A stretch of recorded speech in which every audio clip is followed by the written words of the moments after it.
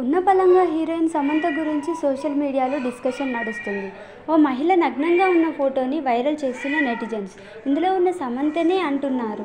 ఈ ఫోటోని ఇన్స్టా స్టోరీలో పోస్ట్ చేసి ఆ వెంటనే డిలీట్ చేసిందని అంటున్నారు. ఇప్పుడు ఇదే హాట్ టాపిక్ అయింది. ఇంతకీ అసలు ఏం జరిగింది? హీరోయిన్గా స్టార్ హోదా అనుభవించిన సమంత మయోసైటిస్ అనే అరుదైన వ్యాధి బారిన పడిన విషయాన్ని 3 ఏళ్ల క్రితం బయటపెట్టింది. ఆ తర్వాత సినిమాలకు బ్రేక్ ఇచ్చి దాని నుంచి కోలుకోవడానికి అవసరమైన చికిత్సలు తీసుకుంటోంది. కొన్నాళ్ల క్రితం అమెరికా కూడా వెళ్ళొచ్చిందని అన్నారు.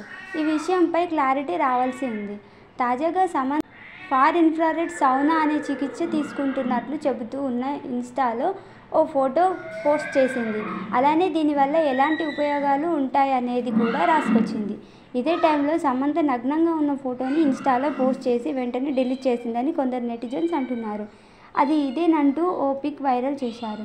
అయితే ఇందులో ఎవరో ఓ మహిళ ఉన్నట్లు తెలుస్తుంది. కానీ అది సమంతనా కాదా అనేది మాత్రం తెలియలేదు. మెడలో ఉన్న చైన్ ఒక్కటే అని అంటున్నారు.